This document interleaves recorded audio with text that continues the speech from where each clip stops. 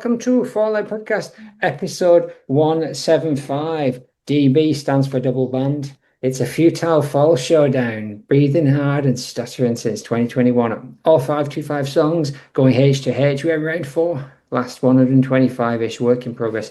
Due about 2026, but love to all of those who fall. Phoenixing, reannotating, and futures and pasting, etc. Joined as always by the AA Walker of Pen. How you doing, Hello. Alistair? I'm all right. I feel a bit like I've been doing my homework on the bus because I was like doing my notes really late last night. Well, it's that time of year, isn't it? I mean, the thing is that most of these songs are on the 4th, maybe even 5th time free for listening. So it's but that's kind of being balanced out by the step up in big boy versus big boy. Although I would say tonight not as tough as spoiler next week's is it's getting up there. And DB does indeed stand for being a double band again. How you doing? I'm very well, thank you. Yeah, not really a Clash of the Titans all over the shop tonight, but some ones that are surprising to get this far. I also have been doing my homework on the bus, mainly because as I was saying to Brendan just before you turn up, I've had Peaches by Captain Beefheart stuck so thoroughly in my head. Oh, lovely. I've not been able to do anything else. I've been paralysed by the beef. There are worse things in this world than to be paralysed by the beef. All right, well, what we've got is Hexen Definitive versus the Past. Also Strife Knots. Should it be? Is it? It is. And then Crop Dust versus Disney's Dream Debased, which is an interesting pair up. Let's jump straight into it and let's have a listen to Hexen versus the Past. Let me know if you can hear it. No. Yeah, I've got into some bad habits. Tired of suppose. Blindfold, so can't feel maintenance. Cut back, I thou that thick. Death of the dim wit. Confuse yourself with someone who has something to say. Cause it's a Hexen rain, your Hexen border, Hexen cost, Hexen bowl boils, Hexen room, that's your hands. And strife knots, strife knots.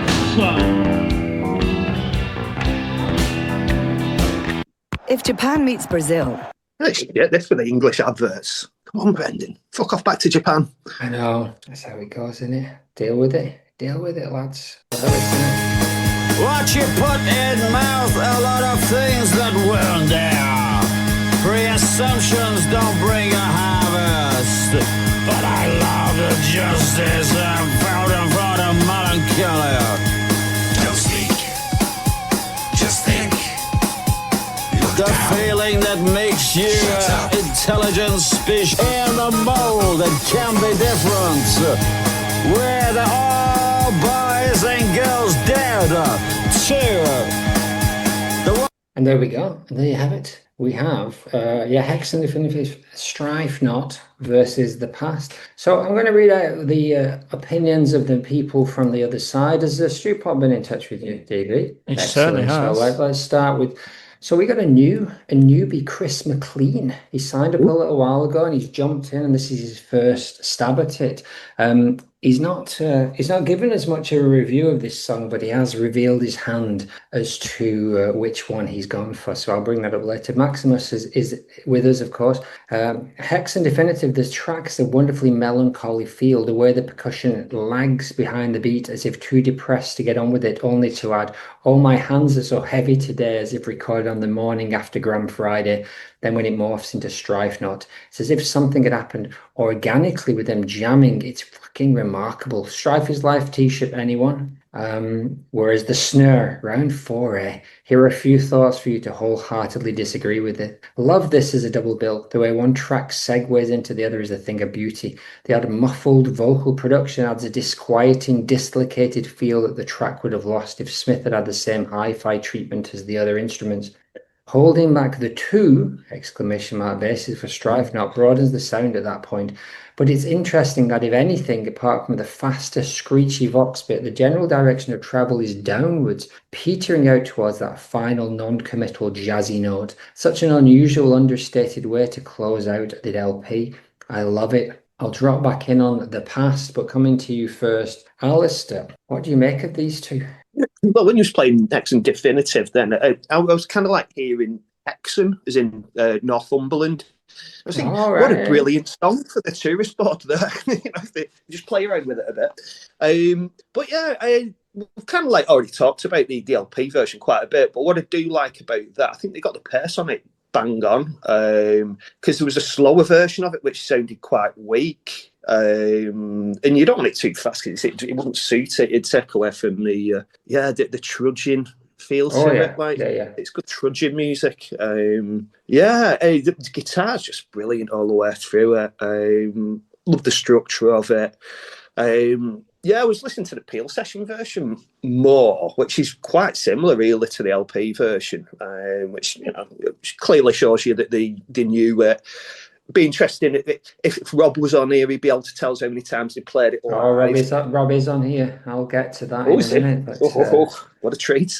But the past, scribbled down there. Country teasers on the click. The backing vocals on that was kind of like like shouting instructions. That reminded me of Zombie by F.A.L.L.O.U.T.P.O.D.C.A.S.T, all the stand up, turn around, sit down, all that stuff. But yeah, the original version, this one, the one from the proper Country on the Click version, is really good to do like that. It's just a lot more interesting. The guitar's more prominent. And there's some nice noisy shit going on with a little bit of studio witchcraft. It's what I like about it as well is it's really kind of like minimal, and it really gives a good platform for Smith's voice. That kind of like shines through quite well. So really, there's nothing to complain about too much. But yeah, I prefer the early version than the one that came out from the real new Fall LP.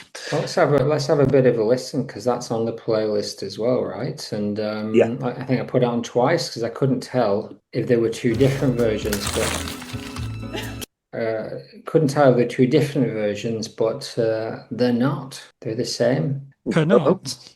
You put in my mouth a lot of things that will do. A presumption to bring a harvest. The good things suck up through the memory. It's impure. Don't speak. Just think. Look down. Shut up. Only is growing through snots and ferment. Yeah, there's a good argument for that, although I actually prefer the kind of cheeky keys version of the Country on the Click. I think it's what sets it apart. I think the production on that album, and production in the sense of like thinking about what instrumentation rather than just the mix, makes it kind of stand out in that whole era as being kind of very bright and colorful. Like the cover is a good indication of that. So I think I do prefer that, but I can see why people like the jammed out rock and roll version. How about DB? Where are you standing on these two? Before we even find that out, let's see how they got through these here rounds. So a Hexen Definitive / Strife Knot beat Go to the Quantifier in round 1.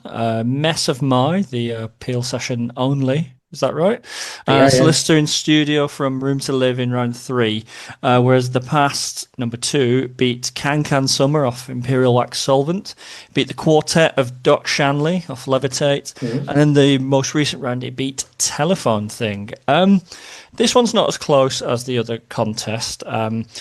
A lot of what has been said kind of is in my notes, so I'll try and just pick out the highlights of it. So like I really like in Hexen Definitive, like the way it does that thing that fall songs occasionally do, like we were talking about a couple of weeks ago with Sleep Debt Snatches, where it makes you think about all the elements. Like for instance, you've got that muffled kick drum like that's kind of muted, and then they've got kind of a fatter one that comes in presumably off the other kick that comes in about 2 minutes in, and then the bass comes in, and it makes you kind of like just like really meditate on all of the elements that are going into this song, and like the textures of that kind of like scrunkly, scraggly Scanlan guitar is just beautiful. I think I do prefer the gothy second half, the strife knot portion. I think it is, I'm going to say something maybe overstated, but some of the best pop music ever recorded. Like that hi-hat pattern gets in my head all the time. I love the lovely skipping vocals and the strife knot bit, the beware of the one who's new. That is just amazing. That gets in my head. It's also quite funny, the cannot bit. Like I like deliberate mispronunciations in songs, like for instance, or deliberate misunderstandings. Like I've kind of given Nick Cave some shit, but I like the Lover Man with the fake LOVER man list where N is for knowing, like that kind of thing. So yeah, all in all, Hexen Definitive, best of the fall stuff. Buy the lunchbox, get the bedspread. It's a winner for me. The Past, on the other hand, lyrics very good. Really like them. Captivated in Ha Ha Juice Injustice is the best brass eye headline that never was. The song is a little bit lacking for me.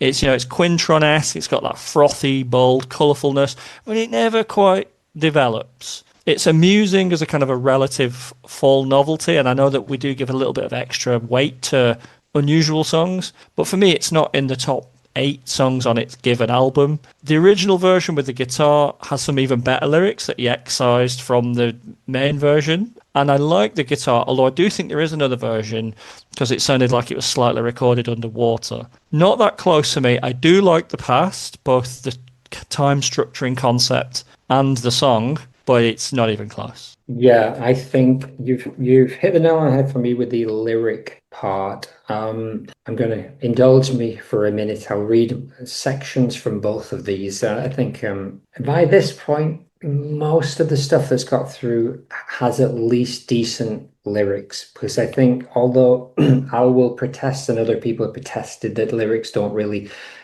do much for them, I think there's just something about the songs that have those denser lyrics that even if you're not necessarily listening closely, there's something about the appeal of the language. Brendan, it's not that lyrics don't do anything for me. Right. It's just that I can't hear them properly because I'm deaf. Okay, accepted. Yeah. Tied up to post, blindfold, so can't feel maintenance. Kickback, thou to that thick. Death of the dimwits, businessman hits train. Hexen school, Hexen cursed, Hexen bowl boils, Hexen rule. While Greenpeace looked like saffron on the realm, brown shriveled a Kellogg's piece, the opposition was down Red Church on a hill, styrofoam insides, aluminium tears, Louis Armstrong tapes waft down the aisles, and it's a Hexen hour. So really, really powerful kind of images of, for me, it's that he's done a few of being lost in a sort of maze or in the fog, and he's kind of painted that really well.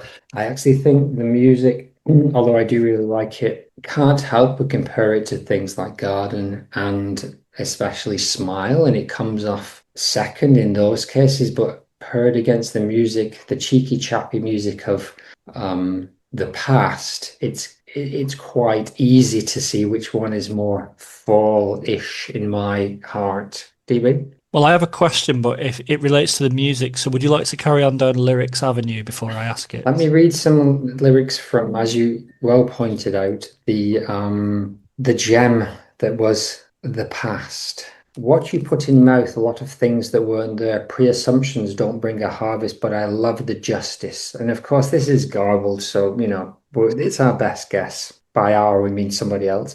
Truth, the invention of a layer or a lawyer captivated in a ha-ha injustice. Juice injustice, the liar down strikes back, your neck is growing. Only humans carry their past around, their past around, collaging your memories fast. I'll be good when I'm still, but while meek, pictureless memories dissolve in a panic. In the cheap video of the £2 rack in your bloated brain makes you intelligent life form. Lime is on the west side of the world. It's beautiful nonsense, isn't it? Absolute beautiful nonsense. But go ahead, DB. What's your music thing? When we talk about the fall and music, we are often kind of pointing out what references they are making, and I'm not even suggesting that Hexen Definitive is wildly original. It has some kind of like bluesy kind of footprint, and it has some kind of gothy footprint as well. But what other bands this early, 83, we're doing dirges regularly. I can't like put the post-punk dirge seems to be an established thing, but I can't think of any before. And like I think I've talked a little bit in the past around Hex and Perverted being where the Fall are at their most original. Sonic Youth were doing the thing at the time in Swansea. Swans, they were, that New York kind of scene. There was a few kind of like post-punky bands doing that. Yeah, the only thing I would say about Swans is like the premium there was on heaviness and like physicality, whereas this is like a little bit more ethereal. But sorry, go on, Brendan. No, I was just wondering how much of it came out of those two pillars of your Sabbath and your jam bands, the Dead, for want of a better example. But I'm thinking about things like Quicksilver Messenger Service and those California bands that would, Blue Cheer is the one that comes up a lot, right? Oh, yeah. So they're long 10, 15-minute dirgy blues jams, combined with maybe some of the sludge of metal of early Sabbath and stuff. So I think this codified it into a new thing for sure. And I think the Strife Note element is very Cure-esque at this time when I don't know if the Cure were even doing that, whether this predates their kind of a Forest or whatever kind of their debut. I think the 83 was when their first album came out. I might be wrong. No, it was in the 70s. It was Killing an Arab and all that stuff. Boys Don't Cry. 79. What am I talking about? Yeah, first album by the Cure, 79. Yeah, Three Imaginary Boys. So yeah, obviously. Well, they were a bit more sort of a natty pop band at that point, whereas like Charlotte Sometimes is the kind of the sort of songs that you could put it alongside, and that's 81. So yeah, they were still established for that. So I guess the answer is the Cure had been doing it, but it doesn't. They were doing it in more of a poppy way, though. This is more like the Velvets, isn't it? There's a bunch of influences from your krautrock and your Velvets, and from P.I.L.L.O.U.T.P.O.D.C.A.S.T were doing it.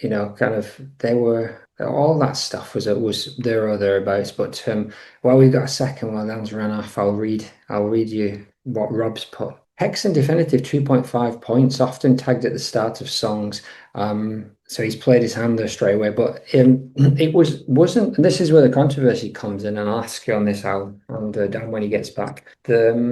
It was played with And This Day twice. It was played once with Solicitor in studio, and it was played on its own 50-odd times, and with Strife Note 40 times. So the times when it wasn't played live with Strife Note outweigh it. However, I don't have anywhere, and I can't remember where I've written down how often Strife Note was played by itself or with some other tune. But what is clear is that they were playing it like a year and a half earlier, which basically means that they were playing it around Hex. And so I put my foot in it last time, and Stu told me off because I said it was on Hex, which it clearly isn't. But it maybe the dates suggest that it could have been. And I guess the question is two questions: should they be split up, and should it have been on Hex? What do you reckon, Al? I reckon whether or not it's split up, it's up to the band at the time. And, if you're putting together a set and you're thinking, we can kind of like, I want to do this, like, but I'm getting a bit bored at the end bit, we'll scrap that. And it wouldn't surprise me if it didn't get played too much on its own. I never really considered it as being sort of like a song that you would just kind of play on its own, but there you go, that's me. What was the other question? Should it have been on Hex? Yeah, definitely. Yeah. That's what I was saying about the Smile stuff. I think Smile and Garden, they'd taken it on another step by Perverted by Language. This fits for me more with a Hex sound. And then they could have dropped Swayers or one of those others that I banged on about losing. Yeah, but it's one of those kind of like anomalies, a bit like Winter having two parts to it with a fade out in the middle. It's stuff that you don't really consider doing normally, like just slamming two songs together. That's like doing a medley kind of thing. I think the nature of their always pushing on to the next thing left a lot of those little. Well, we love all that stuff, right? But if you think Octo Realm, Ketamine Sun, British Grenadiers, which is just a poem in the middle of another song. This is the closest. Am I right? Is this the closest? This is the closest where you could separate them realistically, because Dog Is Life, Jerusalem is a poem. This is either an outro or. I was thinking outro. For me, it is a bit more of an outro. It wouldn't have got to this stage on its own, put it that way, I think. DB, Nah. what's your thoughts on them? I just like them together. I think it works, flows. It feels. I mean, I can see that they are sort of separate, and I think that the lyrics of Hexen sort of tell us that it belongs to that era. But like he always kind of kept his lyrics in his plastic bag and got them out when they were ready, and I think that's what happened here. And I think the inclusion of Hexen on Perverted is what contributes to it being my favorite Fall album. Yeah, I mean, it's just as much as we love, as much as I love the Country on the Click stuff, it's, the reason why we kept them apart for eras in the first round is because that stuff is just so dominant. It's going to be, I imagine a scene where we're down to the last 16 and it's all perverted by language and hex, basically. And Secession Day. Man. Yeah, Secession Day, man, yeah. Max Williams says the past gargle mode activated. It's interesting how different the Country on the Click version is. I like both versions for different reasons. The real new Fall version is cleaner and tighter and more urgent, while COTC is a bit more like a demo, but at the same time, charming. McLean basically just says he is damned it with faint praise by saying it's always going to be Hex between these two, easy in it. And then he gives the past a relatively low score and says, if you need that, surely not. What is Snare saying? I'm amazed this one has got this far. I completely forgot it in previous rounds. The early version has a bit more gusto and dissonance, both lost on the LP version. Backing vocals sound a little bit Manhattan Transfer, rat-a-ta-ta. I know I'm in the minority, but I can't stand Smith's gurgling, so the lyrics are really the only saving grace. And I was just saying before, Rob chipped in and said, yeah, that Strife Knot was played more, Hexen was played more not with Strife Knot than with it, but played a good chunk of times between 82 and 86. The opening moments had me ready for a Lee Hazelwood or Sanford Clark. Nice to hear the Canadian gig live rendition. So we have a playlist where I put some live stuff on. A venue known as the CBGBs of Canada, which is Larry's Hideaway. The city of Toronto bought the property in the summer of 86 to expand Allen Gardens, a specific spot where the venue once stood has been transformed to a big off-leash dog park on the east side of Allen Gardens. Beautiful. And the Past only performed 3 times in 2002 and then not once more in 2004. The early version does a lot for me. While I like the awkwardness of the keyboards, in the Past 2, I like a bit more of the guitar stabbing pub rocker. Yeah, there we are. So I think that's is that everyone's opinion? Would you like Stu? I would indeed. So he's kind of coalesced everything into one paragraph here. So I love both of these, but for me, one towers above the other. The Past is a breakneck blast through some wonderful nonsense with dance step instructions and some superb poetic ranting, like Mez solo material in some ways, but actually really good and interesting. That said, Hexen Definitive / Strife Knot is a solemn invocation which treads heavily with a blanket stuffed bass thump. I think I might have been coded by reading him earlier. But slowly and with very little sense of the brutal urgency of other numbers on this record. Lyrically, it's pretty inscrutable to me, sort of clipped but filled with suggestive phrases. The bass line that kicks in the transition to the Strife section is one of my favourite moments in the Fall catalogue, especially when the melancholy simplicity of it is interrupted by the second bass fragments over the top. Lyric sites disagree, but I hear Gimme 13 or 31 of this one, and I don't understand it, but feel a nasty shiver. Indeed. So I think it's, although we're showing a lot of love and respect for the Past, I think it's time here may be numbered, but let's have a look. So which way you going, Alistair? You know what? I don't think it matters which way I vote on this one because Hexen's going through. You'd be a bit surprised, but no, you wouldn't be surprised at all. So I'll put you down for Hexen just in case. All right. DB. My Stu and I agree. Hexen. Indeed. And I have this thing where I'm trying to vote for the little man and trying to give him some time, but Hexen's just so good. It's just such a monumental tune. And it's one of the first ones I got into because it's just on top of everything else, it's just got that, and it's a Hexen. Now it's just got that really strong hook. It's absolutely perfect. But yeah, so it's already 4-0 up, and let's see. So I'm glad that someone mentioned the hook, the main bits. Yeah, that's why I'm here. I'm here for the hooks, right?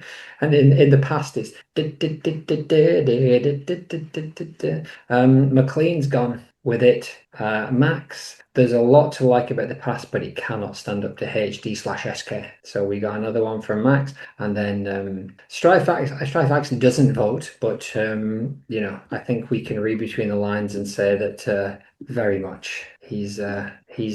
Did I even read what he said about Hexen? Does anyone? I don't remember. Oh no, the general direction of travel is downwards, yeah, which he talked about. It's quite unusual, isn't it? Like petering out in a non-committal jazzy note. Understated way to finish the LP. Yeah, it's beautiful. It's one. It's going through, so we'll get another chance. And I think I'm okay with the Past going out at this point. I think it's a gem that you would put on a tape for someone, but I don't think it's going on Bob Marley's Legend. But so that brings us to the fast track showdown. So if you remember, we put slates through up against Room to Live and against Seminole Live. Seminole Live, yes, which it won 7-0 in both instances. But today there's a bit more of a showdown, which is Perverted by Language versus Wonderful and Frightening. I do think it's still going to be an easy victory, but what's fun about Wonderful and Frightening is they put out so much good stuff around that time that we can do it twice, because there's a whole second album of stuff which is arguably better. So let's go. So just shout out your thoughts. Eat Yourself Fitter versus Lay of the Land. Better. Fitter too, innit? I'm not gonna participate. I think it's more fun if I just get your votes, unless I override it, which I absolutely can do. Neighborhood of Infinity versus 2x4. Infinity. Yeah, I'll go with that as well. Easy. Garden versus Copter. Garden. I do like Copter a lot, but Garden. It's Gav, innit? I thought we got rid of him. But okay, Hotel Bloedel versus Elves. Elves. Hotel Bloedel. Oh, it's kind of 1-1. You're not a fan of Elves. Elves is just want to be your dog, innit? It's just in it, yeah. Smile versus Slanking. Smile. Easy, yeah, innit? Smile. I Feel Voxish against Bug Day. Oh, Voxish. I like Bug Day. Yeah. I like Bug Day. Bug Day is one that I didn't know very well until we did this competition, and it's stuck with me. I go back to it. In fact, Wonderful and Frightening, although I did know it quite well, I've gone back to it quite a lot. Stephen's song Craigness, absolutely love it. And obviously we've got Disney's Dream coming up very soon. But still, Tempo House against Stephen's song. Stephen's song. Stephen's song. Hexen. Oh really? You've gone for it? Yeah. I love Stephen's song. Yeah, it's a great song. I thought Tempo House was going all the way, although it might be out. I'm not. I think Tempo House is my least favourite off that record. I do like it a lot. I'm going to put Hexen Definitive up against Craigness or Disney's Dream. I think the stronger contender is Disney's Dream. Hexen wins. Oh, are we good with that? So it's easy. So Perverted by Language got 2, 4, 6, 8, 10, 12, 14 points, while Wonderful and Frightening scraped a mere 2. Elves and Stephen's song, not that that doesn't mean it won. It didn't actually win any showdowns, but this is the bit that's a little bit more cheeky. So we've got Eat Yourself Fitter up against Oh Brother. Better. Easier. I would be a little bit more that wasn't easy. Yeah. They're different kind of songs though, aren't they? You know, I mean, All Brothers are very kind of like poppy tune, isn't it? It is indeed. But Neighborhood of Infinity against Godbox. Neighborhood. Yeah. Garden against Creep. Garden. It's Garden. I do love Creep though. I really love It's Creep. good, yeah. We should have just done a competition like this. We could have been done in half an hour. Hotel Bloedel against Pat Trip Dispense. Pat Trip. Yeah, I might go with Pat Trip on that one. It's interesting. So it's morning. But that's all right. There's no disturbing. Oh, it's frozen. You want to say hi? He's over there making some. Do you want to shout to him? You want to pop your head around? There you go. Oh, froze. Beautiful. Is he not going to fall factoids for us today?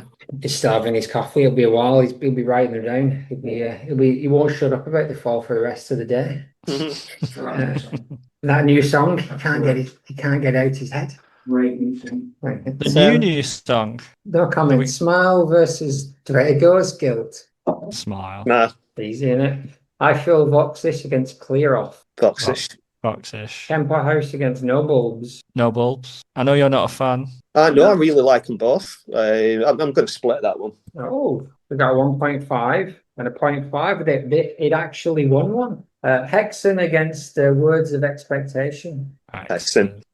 So it wasn't anywhere near as close as I expected. I wonder if any of these are going to be close at all, because it's very clear that there's a few albums that are just absolute monsters that just stomp all over everything. But I listened to Wonderful and Frightening very recently, from soup to nuts, including all of the other songs you mentioned, and it is a very strong album. So, yeah, like I don't know, like it just on a song to song basis. But like the whole thing holds together really well. So Well, we've had that with This Nations, right? Where it just, when you take it apart, and of course, the only thing that justifies that in my mind is that they didn't write them necessarily as albums. They just wrote them as a series of songs that like a snapshot during that time, right? So it's not a case of I'd say Radiohead, an example maybe where they really, really went for not necessarily a thematic thing, although that's often the case, but like. But like Rick Wakeman.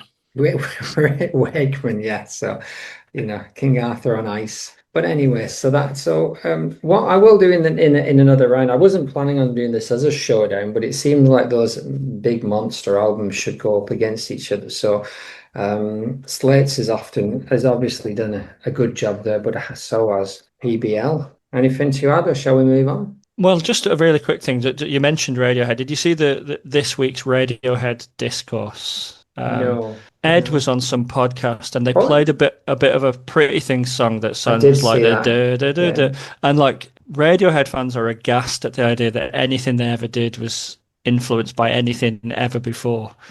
Whereas, like, I think it would be just interesting to have like a full member, and they would go like, "Yeah, we did take that. And I think, why are they so worried about the fact that they clearly borrowed a lot of stuff? I think it's I mean, Ed says he never heard that, but they've taken other things. Well, they were sued by the Hollies for the bridge of Creep. Yeah, because it's the same melody as The Air That I Breathe. So like if you look at the credits for Creep, it's Graham Nash is written it. So but it's that melody. I had one this morning. There was a song by the Supermodels, because I shouldn't get up at this time or something like that, and it's exactly the same melody as I did for a band. And I looked at it, and it came out 3 years after. Not that there's any chance they heard my song, but there's well, obviously Coldplay know as well as all of us that there's a Steve Vai out there with a riff for all of us. Anyway, we digress. Let's go to the second showdown, which is Crop Dust off Are You a Missing Winner, which is reframed Are You a Missing Winner around, like, the more I've listened to it, and of course it's the classic case of like reevaluating an album. That plus things like distilled mug art and things like that really do make the case for Crop Dust being as much of a weird outlier as something like Levitate is. It's up against Disney's Dream Debased, arguably the Wonderful and Frightening's high point. Shall we check them out? Please. Yes, please. I can't hear you. Yes. Let's still have an interpolation of We Are the Champions. But you know what? Sod it. I'm just going to put a video version on. There will be adverts inside adverts. We might get something for this. No, Frank's version. I Am the Champion.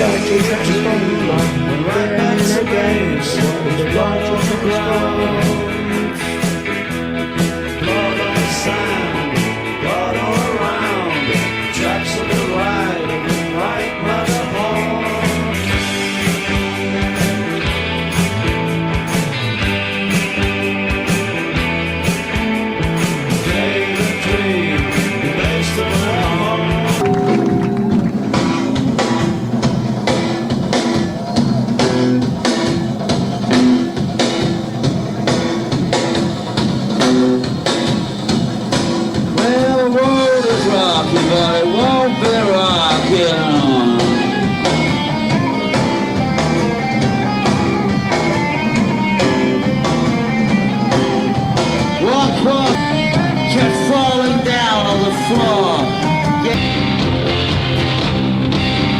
Santa infra skunk structure.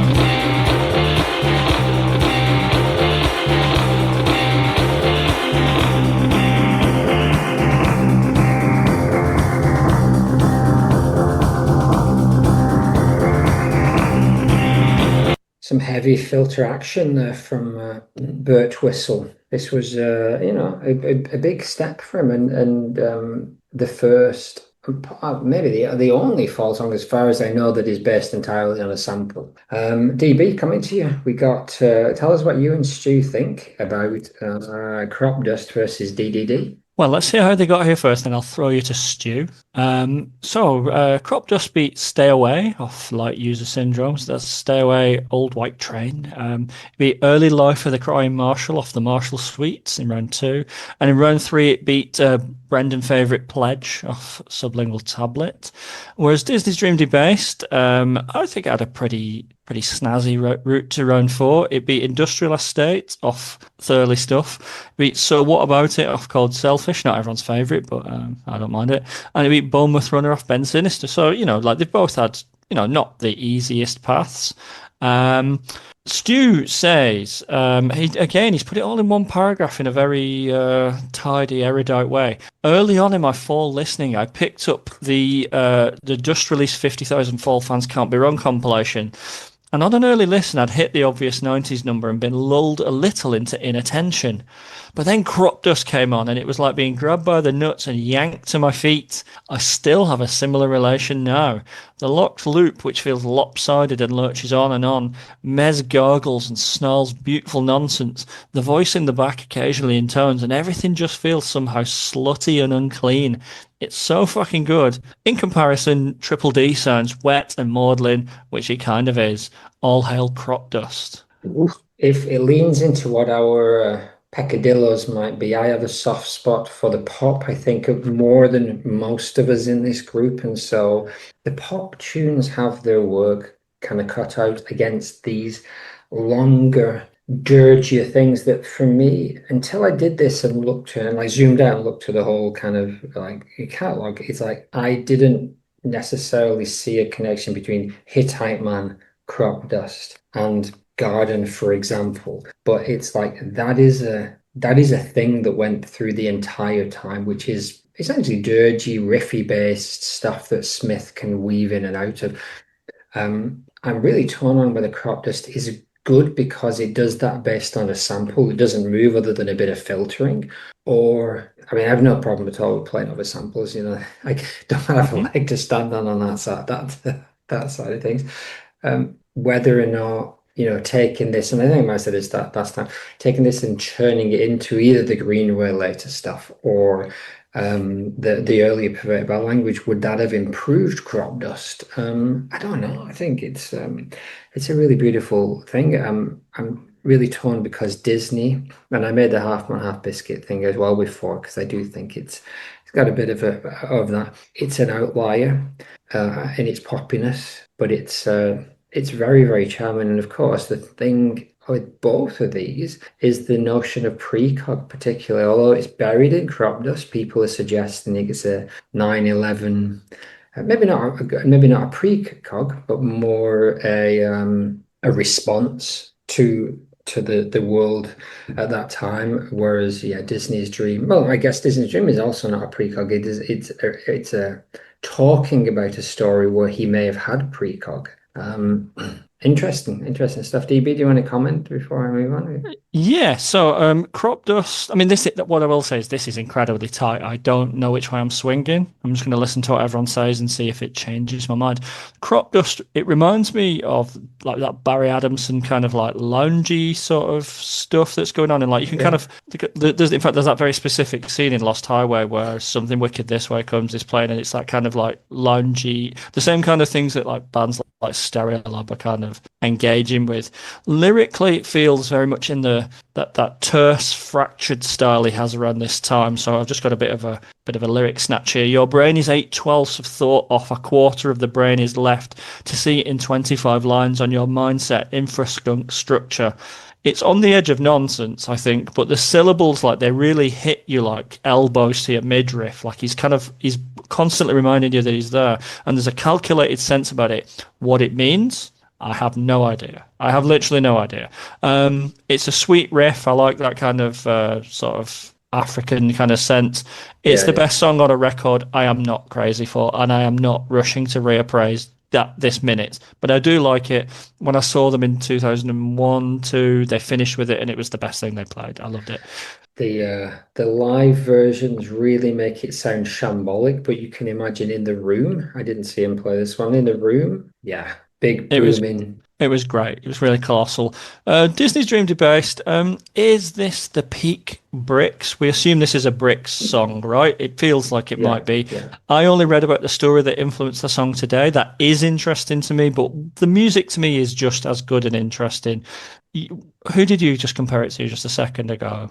The Disney one. I don't know. Did I compare it? You just gave it a. It or doesn't half really man, matter. half biscuit. Half yeah, man, yes. There's a, I hear that. What I kind of wrote is in similar kind of like like Polytechnic student bar faves. This is sort of where the Mekons would arrive, isn't it? That kind of woozy, romantic country punk kind of thing. Yeah.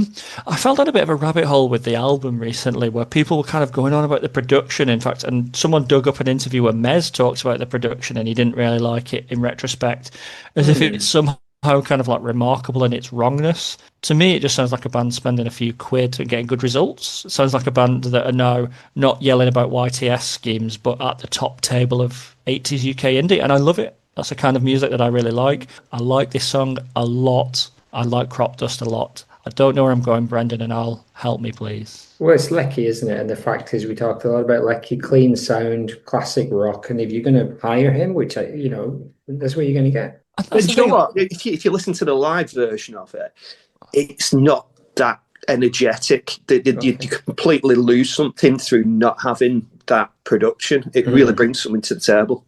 Yeah, like some people, this seems to be an album where the production seems to be the most contentious. Like when we love him as a musician, I love his opinions, but like when Jeffrey Lewis was on here, he was trashing Lecky era Fall. And he's not the first person I've heard do that. And to me, it just seems like the most uncontentious thing ever. It just seems like a band just stepping up a bit. And yeah, I really rate it. But maybe people don't want that from the Fall, and I've underestimated the feeling that people have. Brandon, sorry. No, I was gonna say, like, it's just the left turn. If you are heavily into perverted by language and that feel, it's like arguably the biggest left turn. Levitate does it, and there's a couple of others through the but then that's also contentious. Like if you'd come into the Fall in the mid-90s and you were well on board with Light User and Cerebral Caustic and Still and Levitate came around, you're gonna have no time for it. It's less easy to understand from someone who's younger and who wouldn't have been necessarily there at the time.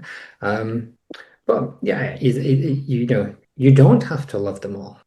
Although we say that you do, you don't. You can say that's a shit record and I don't want to listen to it. It's like many bands say that for me. Alistair, where do you stand on these two? Disney's Dream, I remember when we did it in the first round, it like really stuck in my head for the reason that we were just coming out of lockdown, and I went away to Betsy-Coed, and I was like listening to this, having my first pint in over a year from a pub, wow. But with such a cracking view, and like this song going round in my head. So, it's got that catchiness to it where you can kind of, it took me back just like listening to it as it did in the last round, to being sat there with that pint. Good memories. But I've said it before, it's a bit like a dystopian Kink song, kind of like Waterloo Nuclear Holocaust Sunset or something. And, the story behind it, it's... That is a bit mad, And I have said before, it's my favourite song about a tragedy at a theme park ride. And if you're comparing it to other Fall songs like Alton Towers, it's got a larger death count. But really like it, dead catchy. I can imagine somebody like the Breeders covering it. This is one of them that you can imagine a decent band could have a go at and do okay. And it's also like, That's why I absolutely understand why somebody wouldn't be as on board with it if you were, well, it's the same question. Like crop dust is essentially a version of those perverted by language tunes, right? And it's like we're all saying, although it doesn't do much, it's kind of a moody piece. It's still more fall-ish and what we want from the fall than this poppy prime era Lecky produced thing. And even I'm torn with somebody who does really love that stuff. Wonderful Friday is one of my favorite records.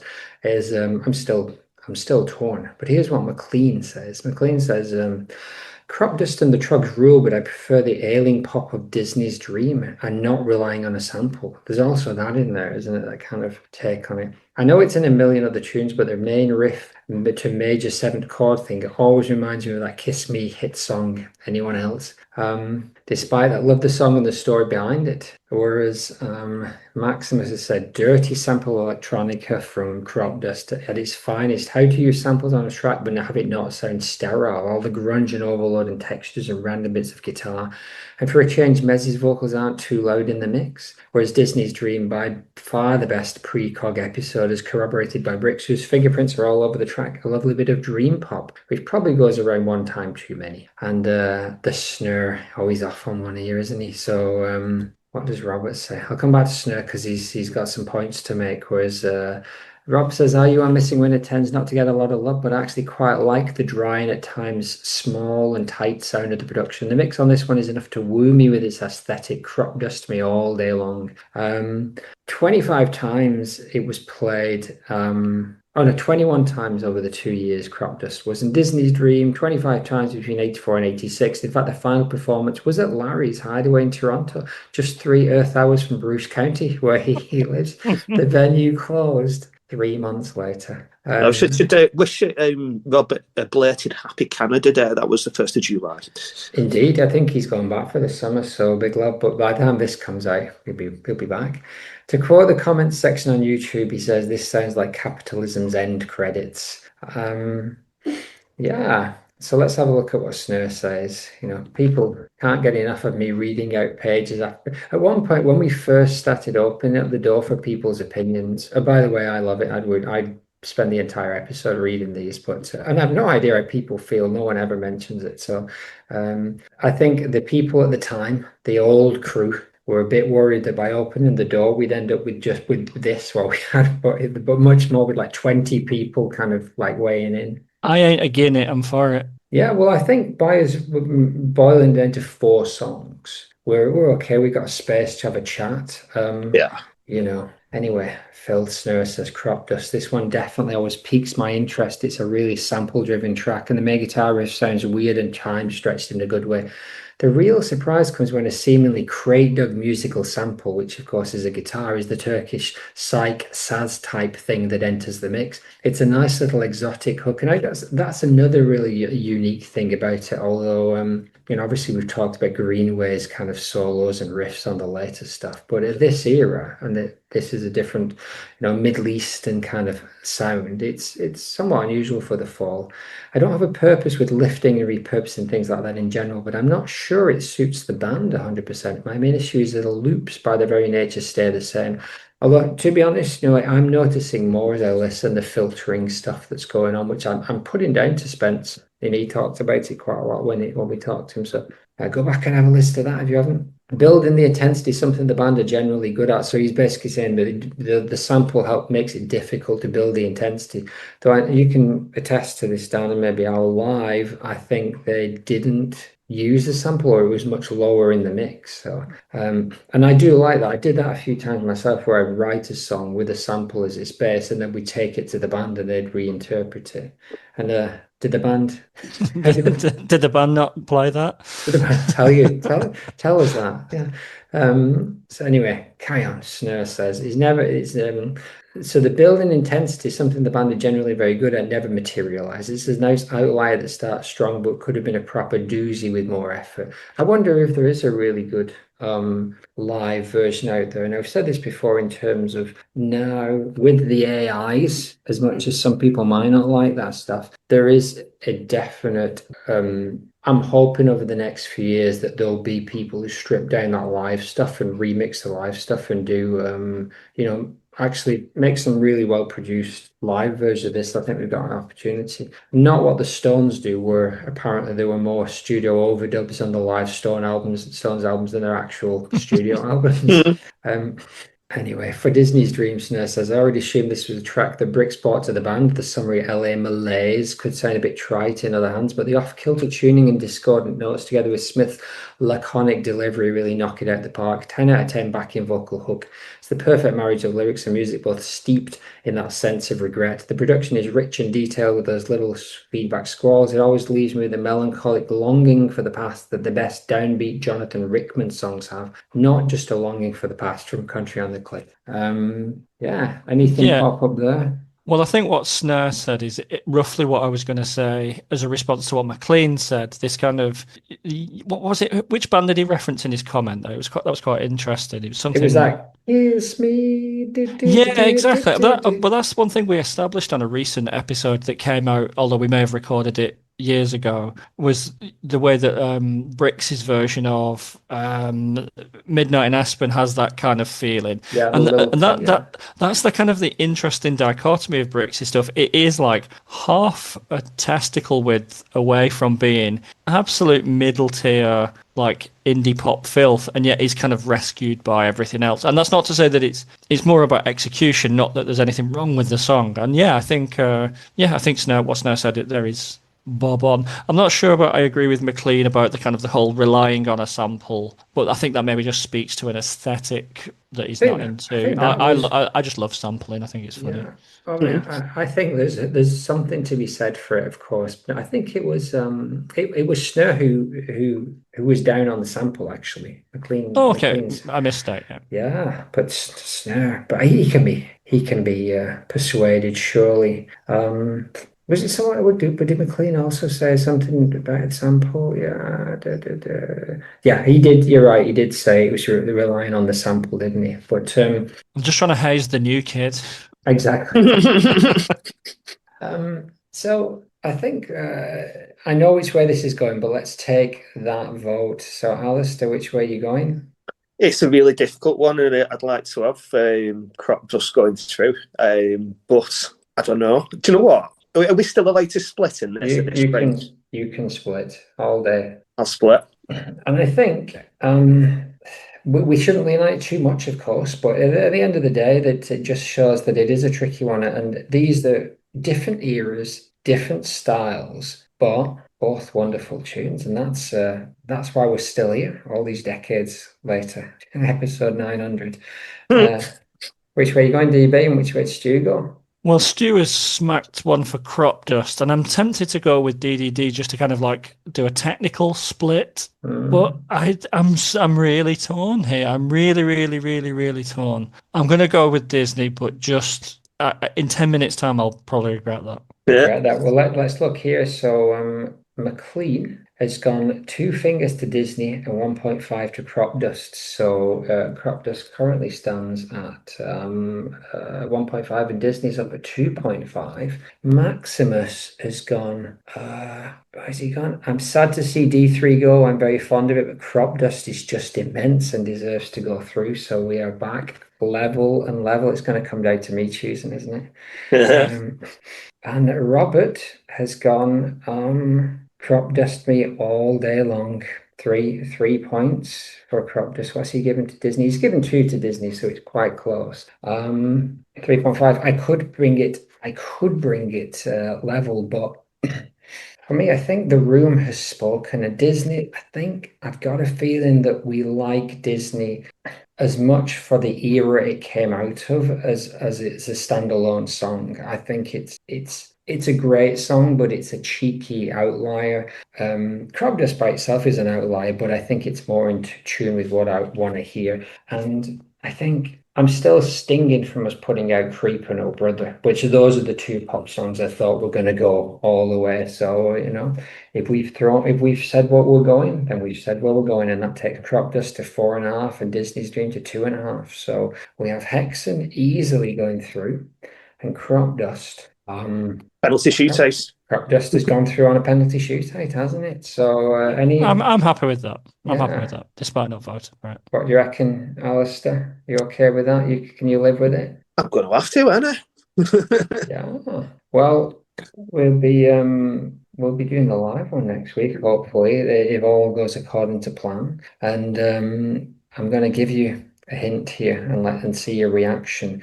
So I didn't manipulate the draw, but I did put two big showdowns together because I thought it'd be fun. But these came out like naturally. In the old days, I used to think I was tweaking knobs and buttons, which, to be fair, at times I did. But not anymore. I've changed my ways.